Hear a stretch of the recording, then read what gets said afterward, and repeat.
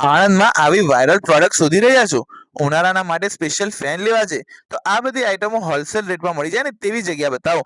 આણંદના railway સ્ટેશનથી સીધા સીધા સુપર માર્કેટની બિલકુલ સામુની બાજુ મળી જશે ટનાટન સેલ. ત્યાં તમને દરેક આઇટમનો ખજાનો મળી જવાનો છે. ફૂડ પ્રોસેસર જોઈતા હોય તો પણ મળી જશે.